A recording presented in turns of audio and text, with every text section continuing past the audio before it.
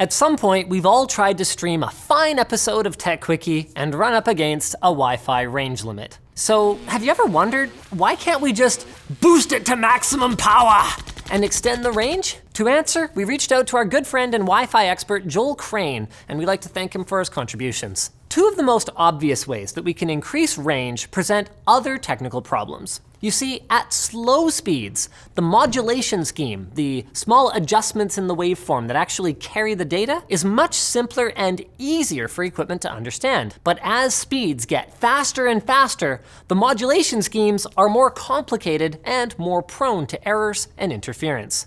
So the farther away from the access point you get, the slower you have to go.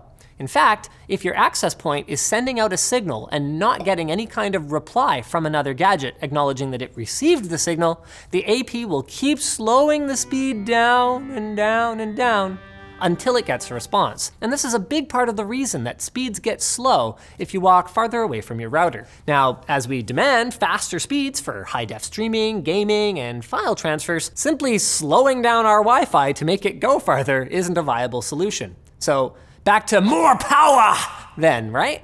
Well, not quite.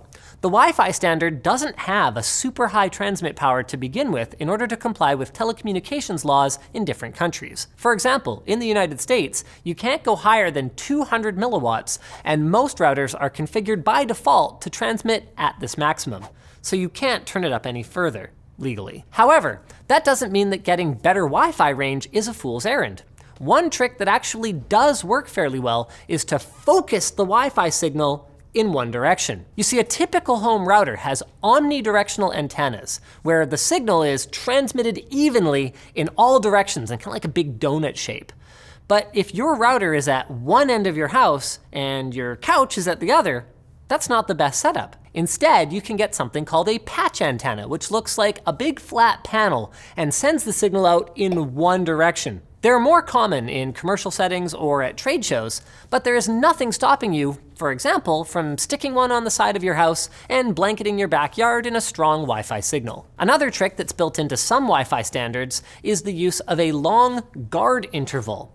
Here's what this means. Between short parts of the transmission called symbols are short time intervals before the next symbol is sent. These guard intervals are there to cut down on the interference between symbols.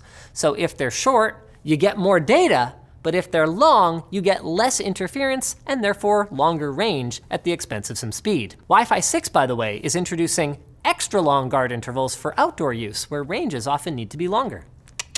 Of course, another winning strategy is to cut down on interference in other ways. You can do this by using narrower channels, so by using 40 megahertz instead of 80 on the 5 gigahertz band, as well as making sure that you don't have unnecessary transmissions flying around your house, like from baby monitors or Bluetooth devices that you aren't actually using. And this one can make more of a difference than you might think. In fact, a huge part of how wired Ethernet has gotten faster has simply been by cutting down on noise inside the cable. However, other than the tips we've mentioned in this video, I wouldn't expect too much new tech in the near future that can extend Wi-Fi range without adding more antennas in something like a mesh network. Speed and range are always going to be balancing acts, so you gotta pick. Do you want the Baconator, or do you wanna lose weight and feel good? You only get to pick one. Are you concerned about a data breach causing your credit card info to fall into the wrong hands? Here, Brandon, take this. No, that's the wrong hands. Then check out today's sponsor, privacy.com/techquickie.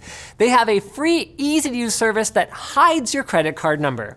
The way it works is by creating a virtual card number that is locked to whatever merchant you're shopping at. So even if that merchant gets hacked, the bad guys can't take your card number and then go use it somewhere else as they please. And if they try, you'll even get a push notification so that you are always in the loop and you can cancel that card immediately. Cards are super easy to set up. You just create an account, link your virtual cards to your checking account or debit card, add a limit, and that's it. You're all set.